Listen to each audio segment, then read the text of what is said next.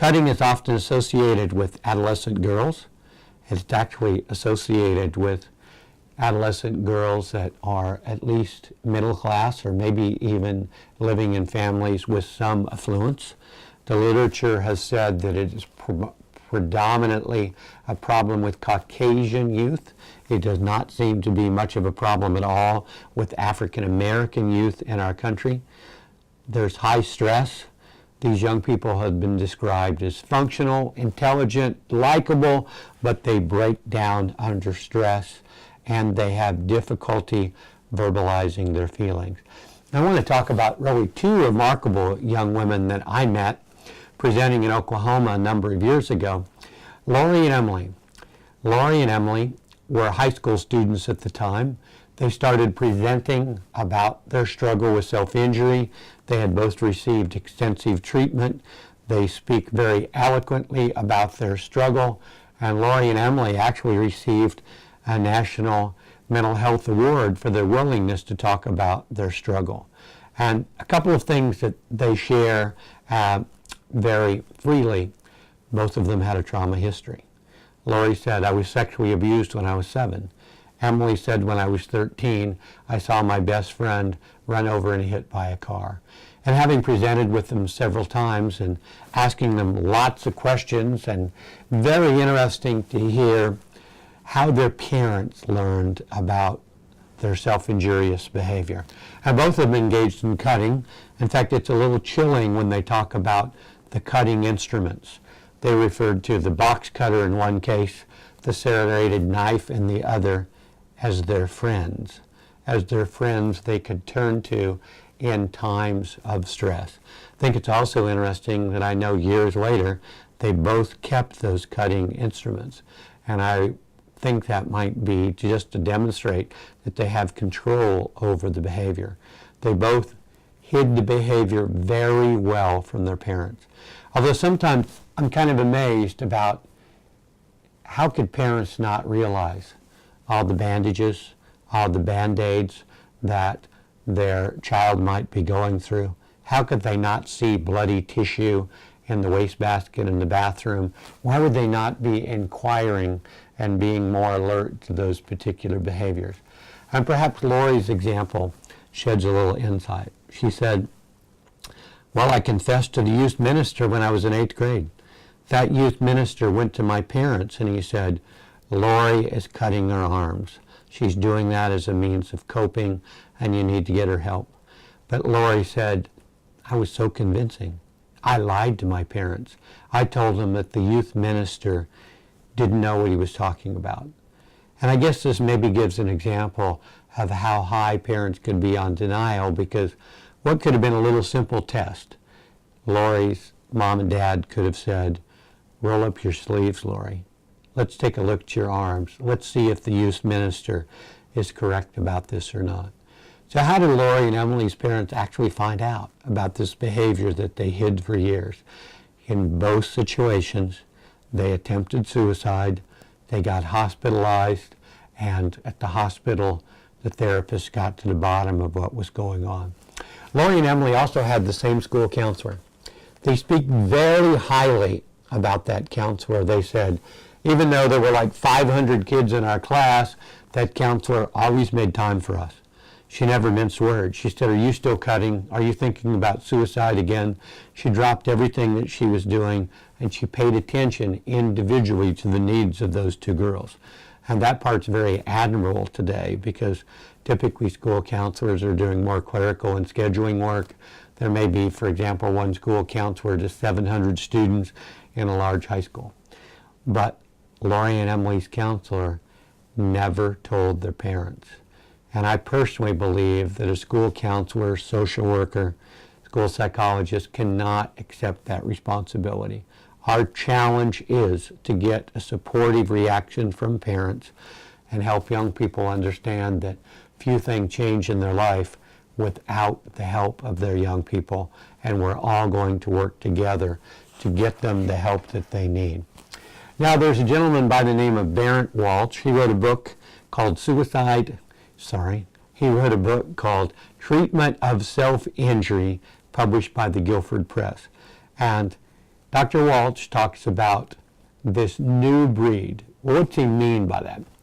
He's basically saying, for the longest time, we thought that anybody that would engage in self-injury like had a hatred of their body image and they had a severe psychiatric history. Well, the good news is that a lot of kids engage in this behavior. They don't hate their body and they don't have extreme psychiatric problems. In fact, they're really quite amenable to treatment. Perhaps the bad news is there's been an explosion with this behavior, and perhaps the most conservative estimate I could give you is approximately 2 to 3% of all adolescents have engaged in this behavior. But we also have surveys and data that indicate perhaps as many as 10 to 15% of high school age or college age students will admit to a history of self-injurious behavior. And again, more females and males engage in the behavior. I think one of the things in the literature that is recommended for treatment is what's called a safety contract. Basically, sitting down with the client and together with them working up a contract designed to reduce their self-injurious behavior, designed to teach them alternatives and substitute behaviors to be able to reduce the behavior.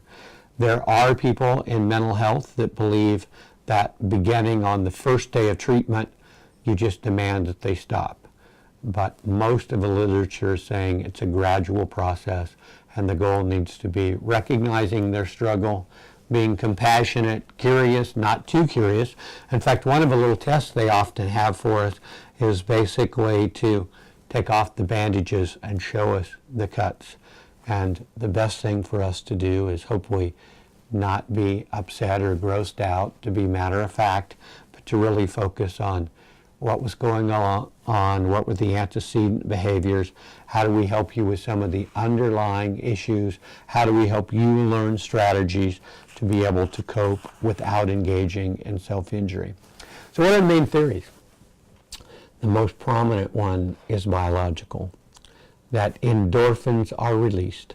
The very same endorphins that obviously we wish everyone would be releasing through exercise, but self-injury biologically reduces stress, it releases endorphins, and it works. And this is where the addictive part of this behavior comes in.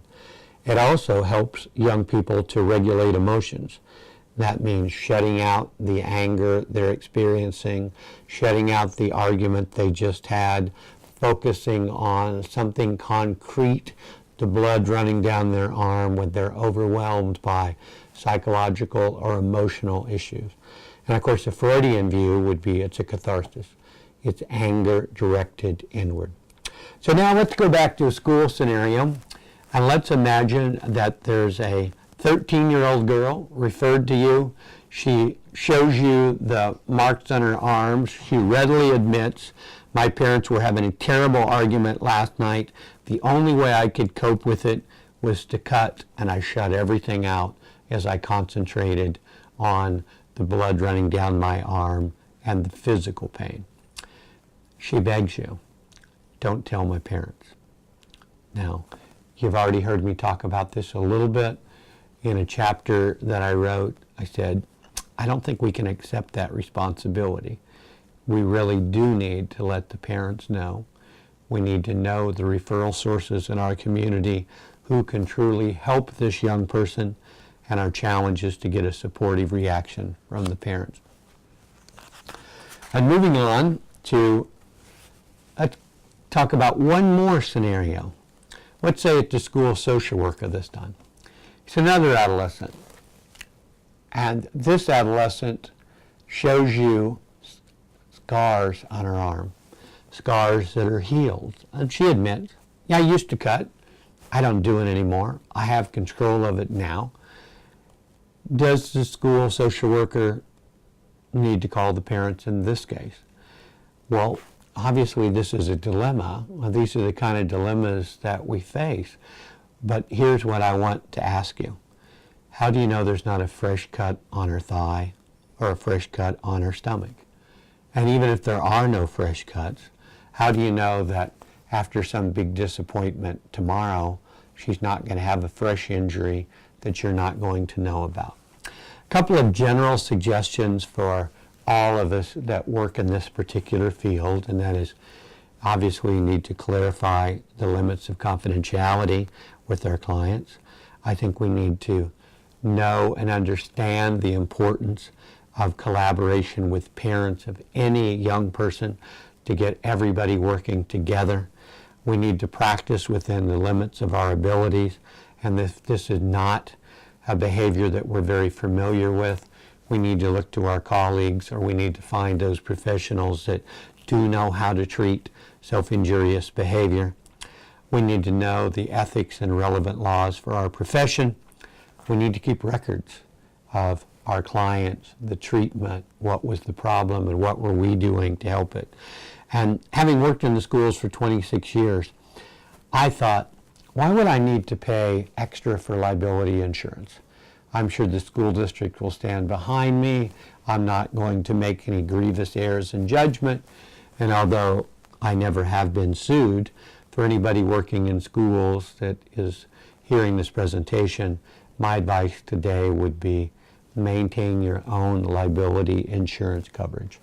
I also believe strongly that schools should develop local guidelines to increase awareness, to specify policies, guidelines, and procedures for interacting with young people that engage in self-injury, and I very much hope that parent notification is specified and clearly a part of those guidelines. And then we need to develop relationship with our local private practitioners and our local mental health center. So,